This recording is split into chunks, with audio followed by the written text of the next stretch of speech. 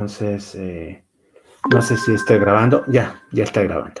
Bien, entonces ahora sí voy a presentar. Permítanme un momento. Empiezo con esta persona, que ya ustedes conocen seguramente.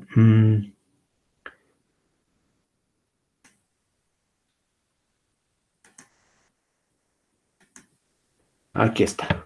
Ada Lovelace. Es un retrato pues muy de la época, por supuesto, ¿no? Que no deja ver mucho de cuál era sus verdaderos intereses y contribución.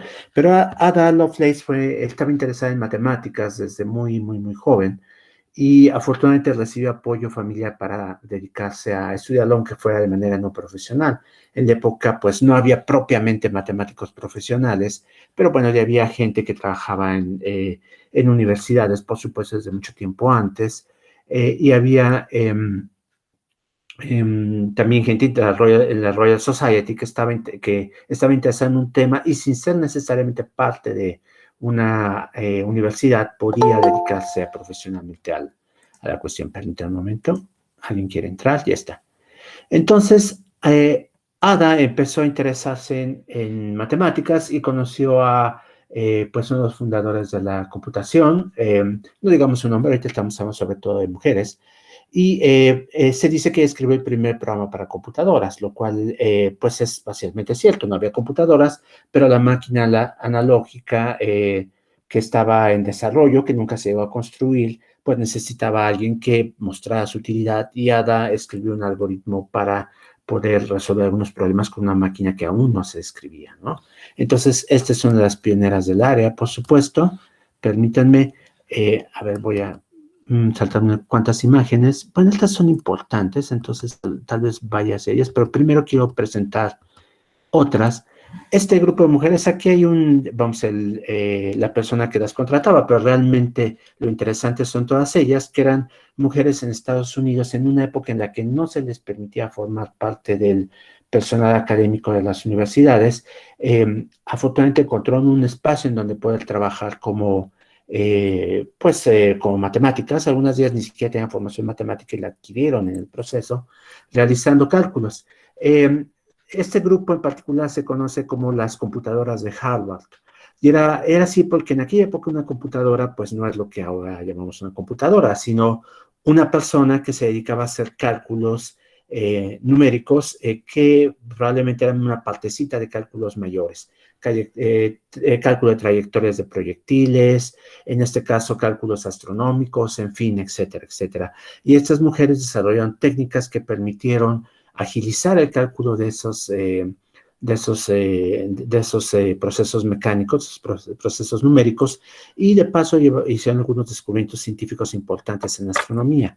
Entonces, pues es algo que ya se está estudiando más, pero que pues sería importante que reconociéramos el enorme papel que cumplieron en su momento, ¿no? La persona que las contrató, Edward Pickering, decía que pues no sé si tanto cínicamente o de manera explotadora, pero el punto es que decía que pues como que podía contratar más porque les pagaba menos, lo cual es algo terrible.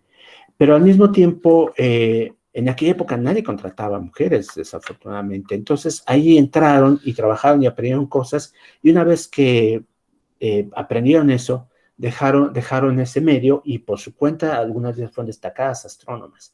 Entonces simplemente se trataba que alguien les abriera la puerta para que demostraran su capacidad, y algunas desarrollaron técnicas que ahora ocupamos en el área de análisis numérico. Aquí tenemos otro grupo de mujeres que te dedican a hacer lo mismo. Estas no recuerdo de dónde son. Me parece que de la Gran Bretaña, que también son mujeres que se dedican a hacer cálculos. Uno pensaría que era una situación, pues, en la que están en trabajos que eran meramente mecánicos, pero no es tan cierto, porque muchas de ellas evolucionaron de esta situación de ser contratadas para hacer cálculos porque, pues, nadie más les daba empleo en el medio de las ciencias o de la ingeniería, a situaciones en las que dirigieron empresas, y estas empresas se dedican a hacer cálculo de manera profesional. En su mayoría los empleados eran mujeres o estudiantes que pues no reciben una paga muy buena, desafortunadamente, pero que hicieron contribuciones a lo que ahora llamamos análisis numérico, muy importante, y dirigidas por mujeres. Muchos equipos estaban dirigidos por mujeres y había empresas que eran propiedades de mujeres. A ver, déjenme buscar. Este caso es un caso... no lo tengo aquí porque... seguramente es una imagen de otro equipo, pero en un momento quiero mostrar... aquí está. Gertrude Blanche. A ver, voy a cambiar para poder presentarles una foto de ella. Un momento, por favor. Este es un caso muy importante. Gertrude Blanche, su nombre original era otro, impronunciable, por supuesto. Ella nació en lo que era el viejo imperio ruso, emigró, su familia emigró a Estados Unidos en algún momento y ella pues adoptó este nombre en Estados Unidos, Gertrude Blanche. Pero el punto es que el nombre no es lo importante, sino su labor. Ella empezó trabajando para una de estas compañías o grupos que se dedican a hacer cálculos numéricos y empezó a trabajar en desarrollar nuevos métodos para hacer estos cálculos. Y lo hizo tan bien que poco después la pusieron al frente de un esfuerzo a nivel de Estados Unidos de crear tablas matemáticas de alta precisión para la época, que abarcan todas las funciones conocidas y que puedan servir para un rango muy amplio de aplicaciones en las ciencias, en la ingeniería, en la vida cotidiana. Entonces, ella encabezó este esfuerzo, después dirigió la oficina que lo llevó a cabo, y además, como científica, desarrolló nuevos métodos para calcular de manera más rápida aproximaciones a funciones trascendentales. Entonces, pues también es una pionera del área, y todas estas formas todos estos métodos que desarrollaron estas mujeres sirvieron después como inspiración para las ideas de la computación teórica. Alan Turing, en particular, cuando escribió su artículo de Undecidable Numbers and the Entscheidungsproblem, estaba pensando justo en computadoras humanas. Él usa la palabra ahí computadora, escrita de manera distinta como se escribe en Estados Unidos, que en aquella época se escribía con computer, bueno, se pronunciaba computer, pero se escribía con R al final. En la Gran Bretaña se utilizaba la terminación OR, pero la idea era la misma, una persona encargada de hacer cálculos. Y él escribió su artículo que formuló el modelo de la máquina de Turing, justo pensando en el trabajo de estas personas que hacían estos cálculos. Entonces, son pioneras en un sentido muy importante del área. Y bueno, déjenme presentarles unas cuantas fotos más. A ver, aquí tenemos esta. Déjenme ahora cambiar de ventana.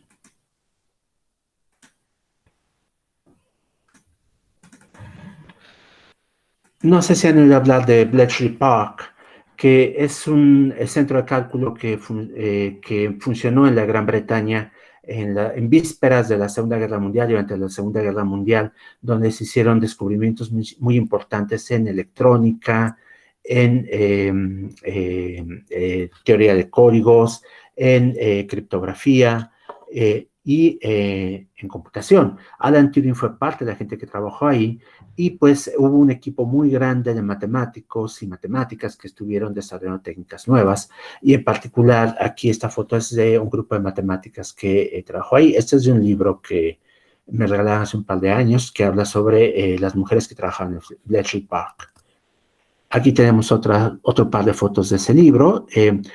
Esta computadora que está aquí en la primera foto es la famosa Colosso, o Colossus en inglés, que fue una de las primeras computadoras electrónicas que era capaz de hacer operaciones que lo acercaban a la funcionalidad de una máquina de Turing. Y todo esto, por supuesto, fue para estos problemas criptográficos que estaban abordando Bletchley Park durante la Segunda Guerra Mundial.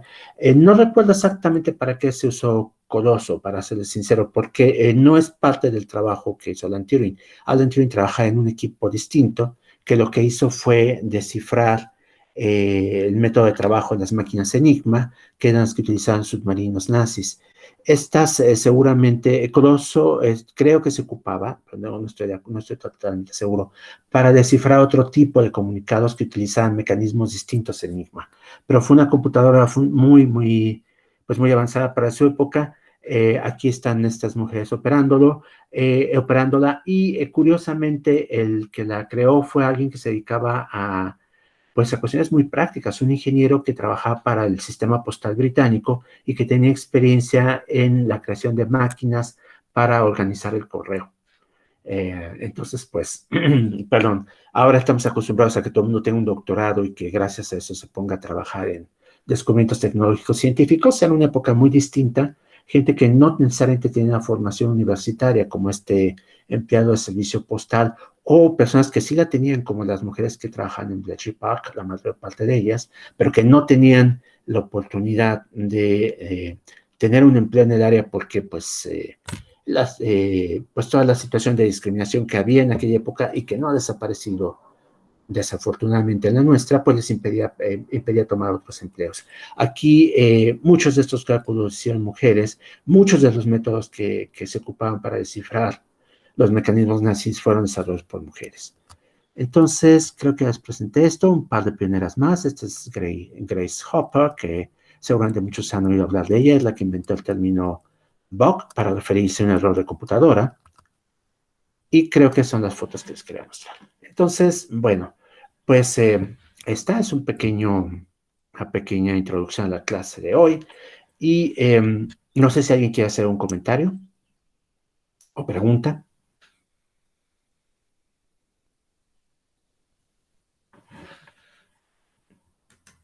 ¿No?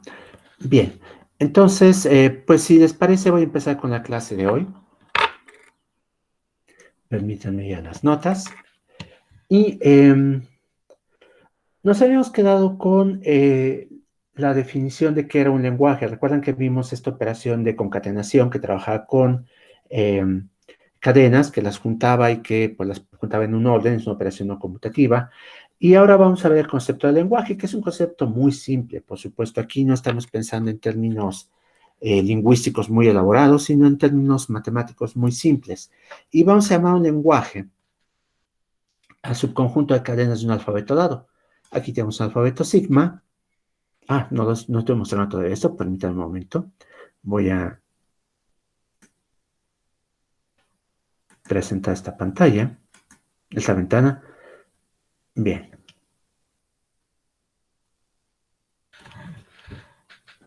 ¿Sí están viendo todos? Porque a veces tengo problemas para mostrar ventanas. Sí, profe. Gracias. Bien, entonces, ¿qué tenemos aquí? Les decía que lo que tenemos es la definición de un lenguaje que es simplemente un subconjunto de cadenas de un alfabeto dado. No nos interesa nada más. Si este lenguaje permite definir cosas que tienen algún significado o no, no es tema de este curso. Lo que vamos a abordar aquí es cómo construir lenguajes a partir de reglas. Pero empiezo con la definición más abstracta, que es este, es un subconjunto de cadenas. Y a partir de esta definición tan general y tan simple, quiero que noten lo siguiente, cuatro cosas, observaciones que quiero hacer a partir de esto. Primero que, pues, nuestros alfabetos son finitos. Habíamos dicho que íbamos a trabajar con alfabetos finitos. Entonces, resulta que el conjunto de cadenas que se pueden formar a partir de un alfabeto finito, de cadenas finitas, por supuesto, acuérdense que también nos hemos restringido a esto. Estas cadenas, pues, forman un conjunto infinito de cardinalidad numerable.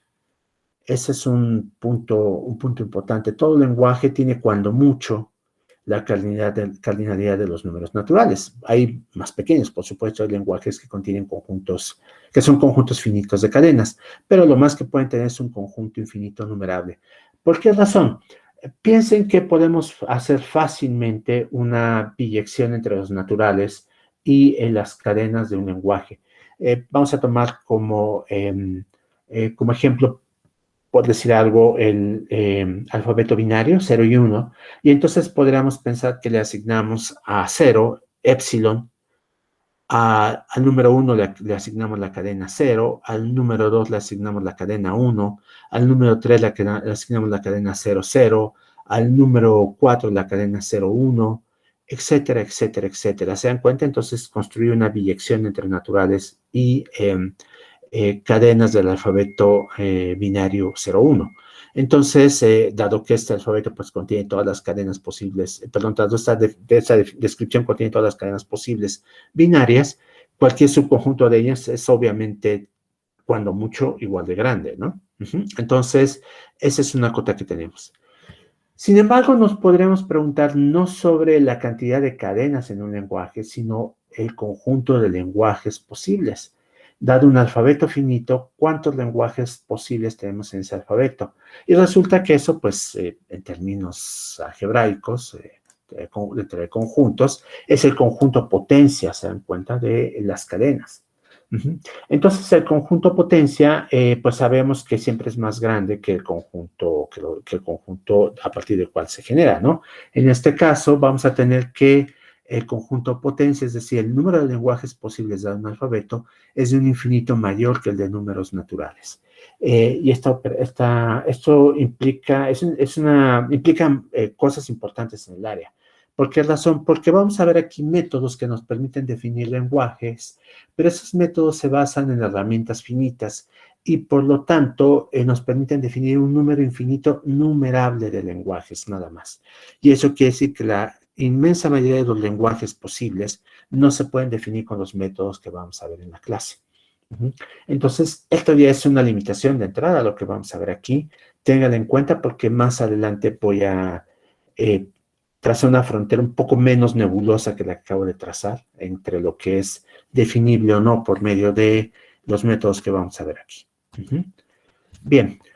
Ahora, pues si vemos los lenguajes como conjuntos, podremos pensar en algunas operaciones entre lenguajes como operaciones entre conjuntos. Voy a presentar entonces 4 operaciones así y además voy a presentar 4 operaciones que no son operaciones propiamente de conjuntos. Entonces tomo aquí 2 lenguajes, A y B, basados en el alfabeto sigma. Y voy a tener las siguientes operaciones. La unión de los 2 lenguajes, que es la unión de conjuntos, por supuesto. La intersección de 2 lenguajes, que es la intersección entre conjuntos, por supuesto. La diferencia entre A y B, que significa todas las cadenas que están en A y no están en B. El complemento, que significan todas las cadenas posibles en dado un alfabeto, menos las cadenas que están en A. Vean cómo el complemento se denota así. Es una convención del área. Uno podría pensar en otras convenciones. Por ejemplo, una posible sería A con una barrita arriba, que es común en otras áreas de álgebra. A precedida de un signo de negación, que nos recordaría lo que pasa en, ¿cómo se llama?, en lógica. En fin, pero la convención que adoptamos aquí es A precedida del símbolo de tilde. Ese es el complemento de un lenguaje dado. Y las 2 operaciones que siguen, la concatenación y la estrella de Kleene, son operaciones que se refieren estrictamente a lenguajes, no a cualquier conjunto. Tenemos que la concatenación de 2 lenguajes, es decir, de 2 conjuntos de cadenas, es el conjunto de cadenas que se pueden construir de esta forma. Empezamos con un segmento inicial, un prefijo que es parte de A, y después le añadimos una cadena B, que es parte de beta, que es parte de B. Es así como lo construimos. Entonces, si ustedes tuvieran, por ejemplo, todas las cadenas que empiezan con A, la letra A en el alfabeto latino, concatenados con todas las cadenas que empiezan con la letra C, entonces tendrían todas las cadenas que empiezan con A y que en algún punto intermedio llevan una C, ¿se dan cuenta? Eso es lo que tendríamos con esta definición de concatenación. La concatenación la podemos iterar, por supuesto, y podríamos construir la estrella de Kleene, que, vean, se denota así, una A con un asterisco arriba, y está definida de esta manera, vean. La defino por etapas. En la primera etapa, A0, tomo el conjunto que contiene solo la cadena vacía. Ojo, vean cómo este conjunto que contiene la cadena vacía no es el conjunto vacío. Después voy a referirme al conjunto vacío, por supuesto, pero el conjunto que contiene la cadena vacía no es vacío porque tiene un elemento. Aunque sea una cadena que no tenga caracteres, pues tiene un elemento.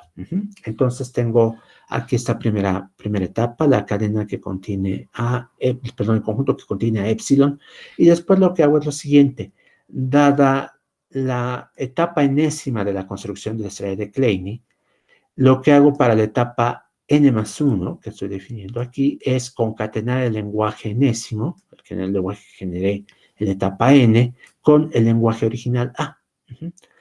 Y entonces, así voy construyendo etapas. Vean como la número 1 sería epsilon concatenado con A, la número 2 sería epsilon, la cadena epsilon concatenada con A a su vez, la 3 sería A concatenado con A, etcétera, etcétera, etcétera. Y la estrella de Kleene es la unión de todas estas fases que construí en una por cada número natural. Entonces, así se define la estrella de Kleene. A ver, alguien me está haciendo una pregunta. Permítanme un momento, por favor. Tiene que ver con la soldadura transitiva de una relación. Es muy parecido. Básicamente, lo que hacemos es utilizar la misma forma inductiva de construir un conjunto. Empezamos con un elemento base, en este caso sería el conjunto A, y a partir de este generamos nuevos elementos utilizando una operación que nos permite crear nuevas cadenas.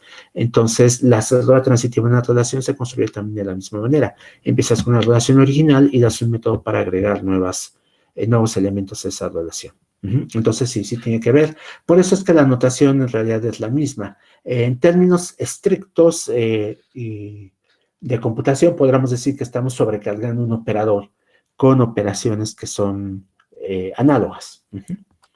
Bien. Ahora, ¿qué es una gramática? Que ese es en realidad el tema de este curso. Una gramática la vamos a definir de la siguiente manera. Vean, la voy a llamar G, por decir algo, y va a tener estos 4 ingredientes: sigma, gamma, la letra S mayúscula y después una flecha con subíndice G. La G obviamente se refiere a esta gramática.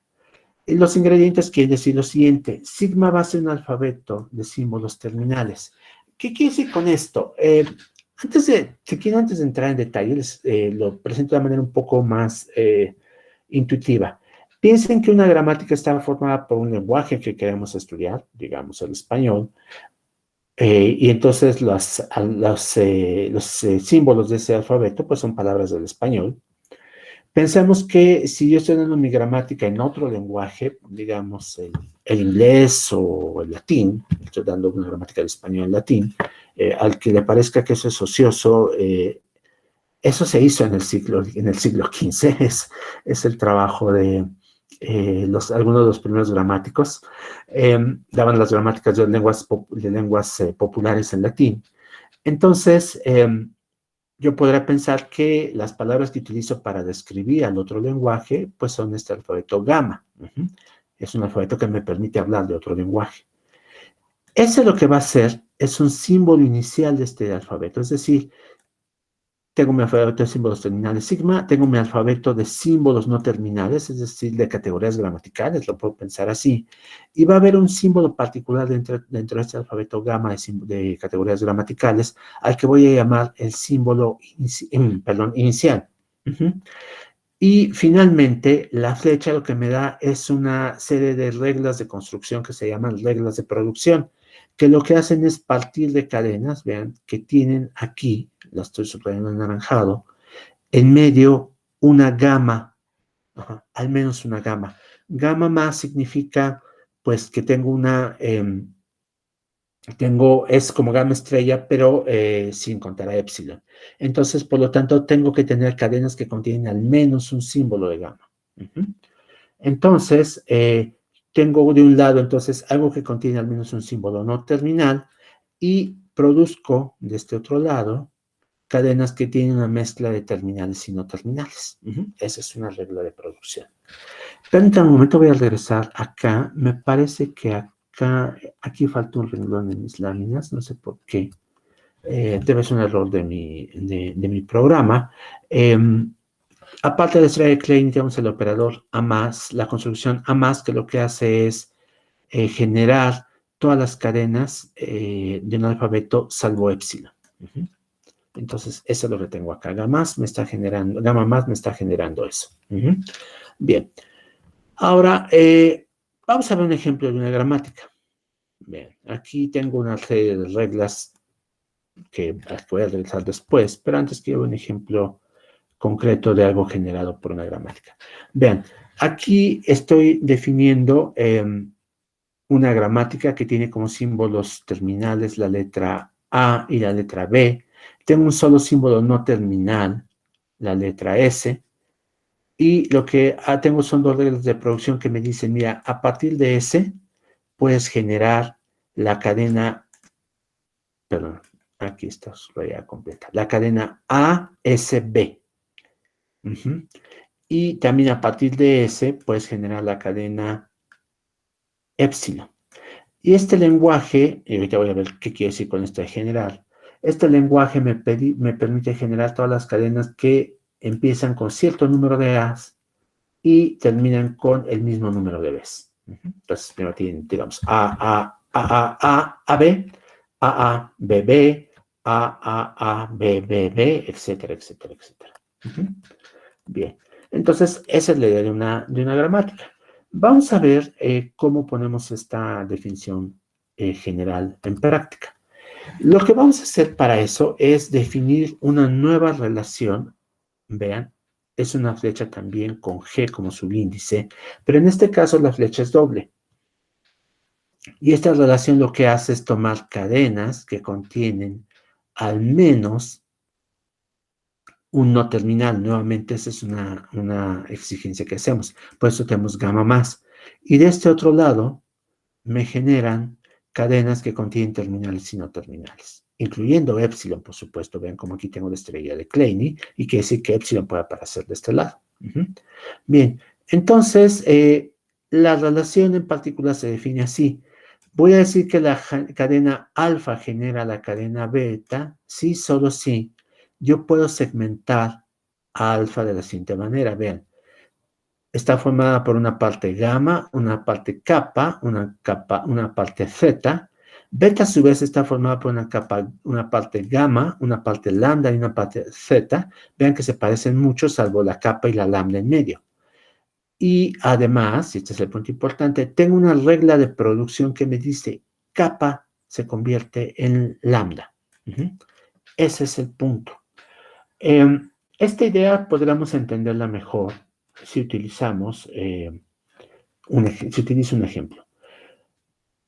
Voy a tomar esta gramática que tengo aquí y voy a hacer un par de generaciones a partir de ella. Permítanme un momento. Voy a llamar a un programa más. Para esto, aquí está, todavía no se ve, me imagino. Vamos a hacer estas dos cosas lado a lado. Y voy a presentar mi pantalla completa. Permítanme.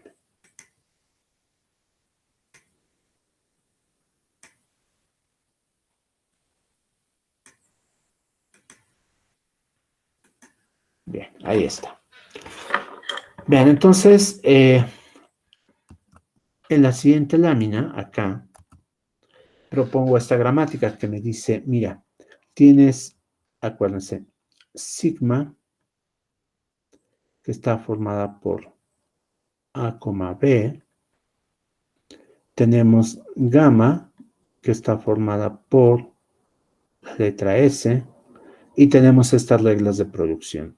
S me produce A, S, B. Y S me produce epsilon. Por cierto que esto también se podrá escribir y en adelante lo voy a hacer de esta manera. S produce A, S, B, y como vean que aquí coincide el lado izquierdo de estas dos reglas, entonces pues puedo hacerlo de manera más sintética y expresarlo así. Pongo una raya vertical y digo, mira, S también produce epsilon. Y así entonces mi presentación es más sintética. Entonces, esta es mi gramática. Y entonces, acá en mi lámina anterior, lo que tengo es esta definición de qué significa generar una cadena utilizando una gramática. Vean, yo empiezo con la letra S forzosamente. Y les digo, a ver, mira, S ¿Qué puedes hacer con este? Pues puedo dar epsilon y entonces ya termino, por supuesto. Pero lo que puedo hacer, por supuesto, aquí es aplicar la otra regla y poner SB. Vean cómo aquí esta S forma mi alfa y esta de acá es mi beta. Mi alfa a su vez está formada de una parte kappa. Déjenme esa sí lo voy a poner en otro color. Un momento, por favor. Vamos a ponerlo en verde. Esta parte es kappa. Y acá entonces vuelvo a tener, lo que tengo aquí es lambda, ¿se dan cuenta? Aquí en este caso lambda es todo esto. Bien, ahí está. Entonces hice una primera transformación. Ahora regreso al negro y hacemos aquí esto. Podríamos volver a aplicar la misma regla y tener ahora A, S, B, B. En este caso, entonces, ahora lo que tengo es una nueva capa y se la voy a poner en otro color. Vamos a pensar en el rojo. Ajá. Tendríamos que esta es la capa número 2. Acá tenemos entonces lambda, que sería todo esto. Y en este caso tenemos que esto de aquí, este es mi gamma, y esta de acá es la z. Bien. Y entonces acá pues se repiten otra vez gamma y z. Entonces ya hicimos un paso más de generación y voy a hacer finalmente el último, que me dice, a ver, mira, la S puede convertirse en epsilon, conviértela en epsilon y entonces nos quedamos con A, B, B. En este caso, y vamos a ponerlo en azul, esta fue mi nueva capa. Y acá lambda, pues es epsilon. No se observa, pues, porque desapareció. Ahí va. Bien, ahora diría uno de ustedes, ¿y por qué no sigues transformando tu cadena? Y la respuesta es, porque ya no tengo símbolos no terminales. Mi regla, ¿se acuerdan? Mi gramática tenía que tener del lado izquierdo un símbolo no terminal, al menos. Y estas reglas de generación también tienen que tener del lado izquierdo al menos un símbolo no terminal. Como no tengo ninguno, ya no puedo hacer una transformación si concluyo, y entonces digo que generé la cadena A, B, B a partir de S. Esto lo pueden hacer ustedes, por supuesto, con otras, cuantas veces quieran, y generar cadenas de la longitud que quieran, finita, con cierto número de A's y el mismo número de B's. Entonces, ¿se entendió cómo lo hice?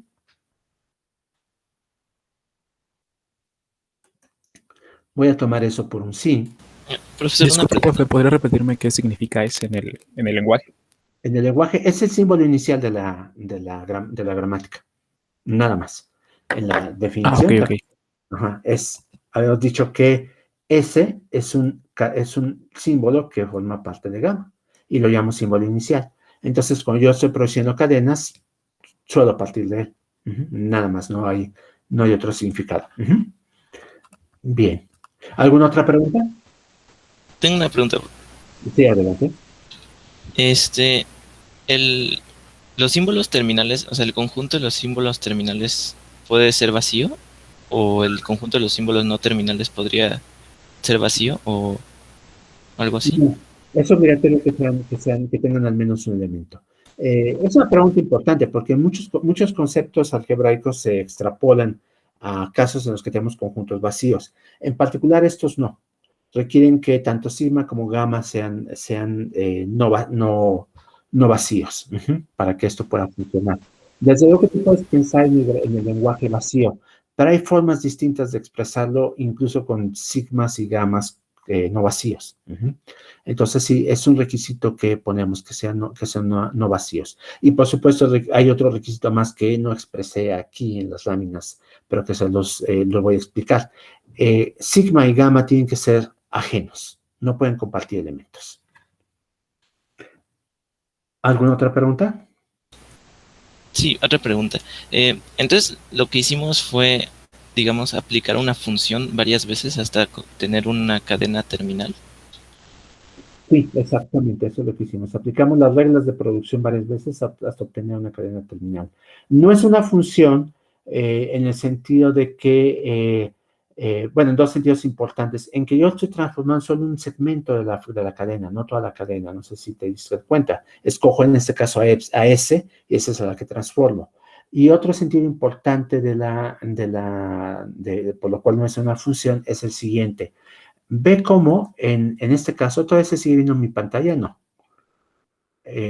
Sí, bien. Bueno, observen cómo las reglas me dicen, puedo obtener a partir de S tanto una ASB como una épsilon. Entonces yo tengo una opción de aplicar una u otra. Cuando una función te da más de un resultado, no es una función, es una relación. Ajá, entonces por esa razón es que no le llamo función, sino relación. Pero la idea es muy similar. Aplico una transformación no funcional, pero aplico una transformación a una cadena. De acuerdo, gracias. Bien, perfecto. Entonces, déjenme ver, puedo avanzar un poco más. Están viendo las láminas, ¿verdad? Voy a centrarme en ellas y dejar de presentar la pantalla completa.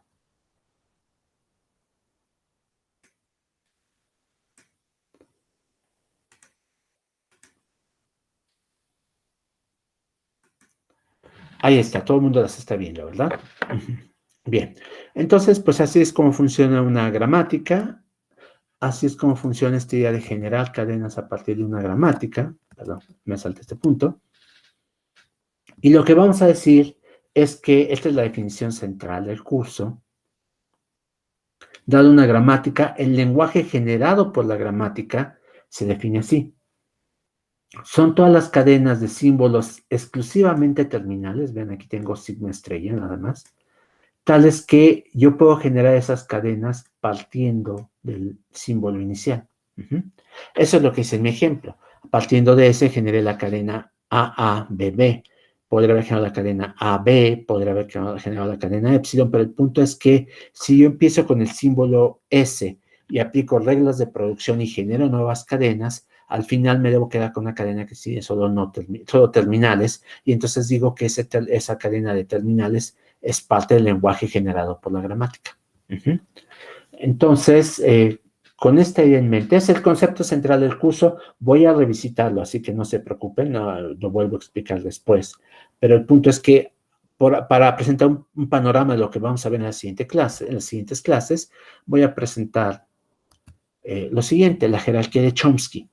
La jerarquía de Chomsky ya se había hablado al principio en la presentación, que es una idea que se le ocurrió a Chomsky, obviamente, en los 60s, que era una forma de poner mecanismos de reconocimiento de lenguajes en paralelo con la complejidad de las gramáticas que reconoce. Lo que hizo Chomsky fue clasificar los lenguajes de acuerdo con la complejidad de sus gramáticas en 4 tipos. Esta clasificación en 4 tipos empieza en el número 3 y va en retroceso, por supuesto, 3, 2, 1, 0, y 0 es el nivel más importante. Es un poco en sentido inverso a las instituciones matemáticas, por supuesto, alguien que hubiera sido matemático habría empezado con el 0, por supuesto, pero Chomsky empezó al revés, empezó con el número 3.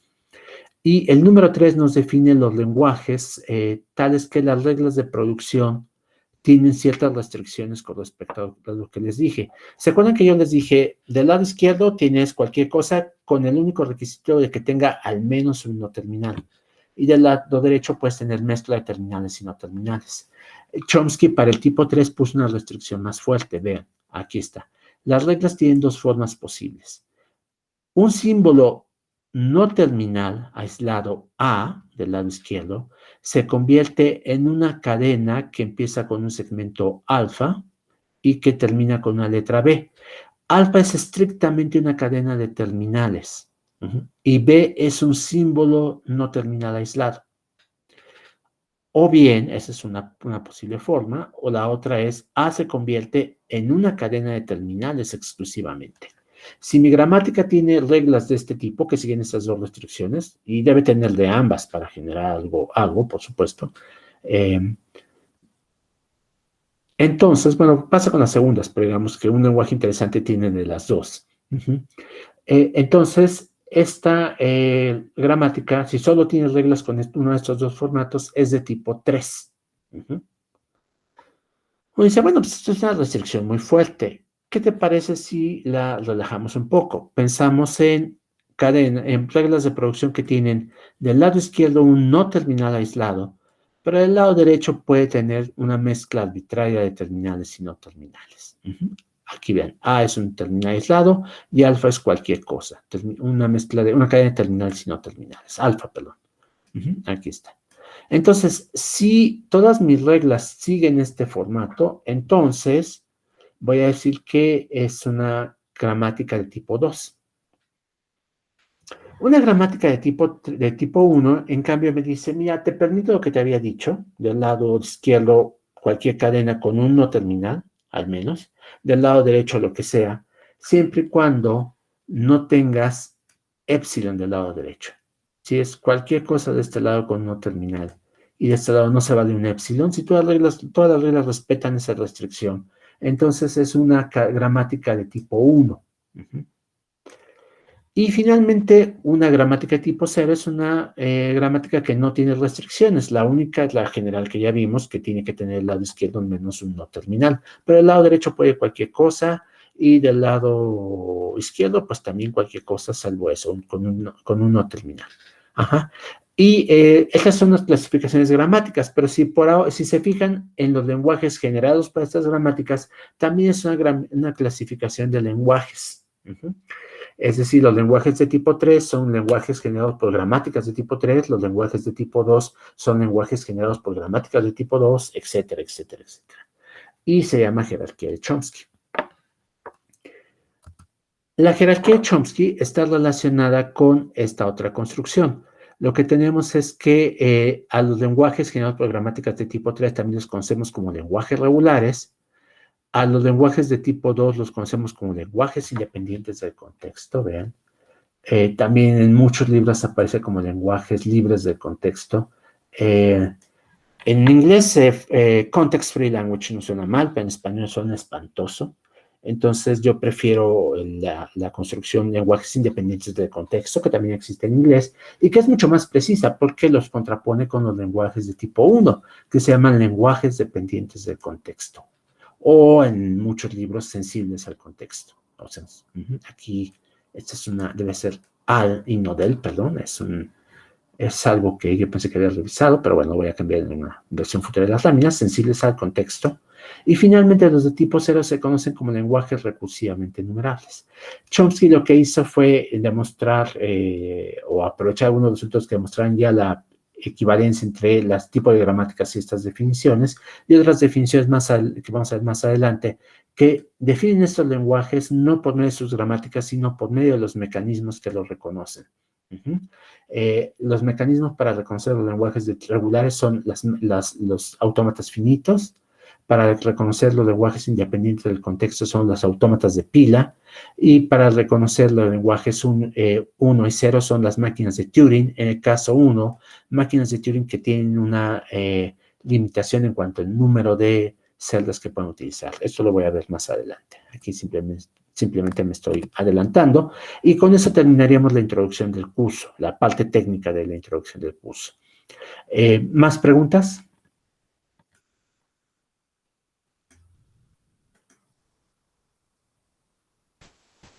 ¿Veremos ejemplos de todos los tipos de lenguajes durante el curso?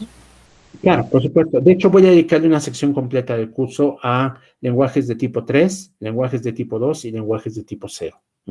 Entonces, son los 3 primeros temas del curso, son dedicados exclusivamente a ese tipo de lenguajes. Pero sí, vamos a ver más ejemplos, por supuesto. Bien.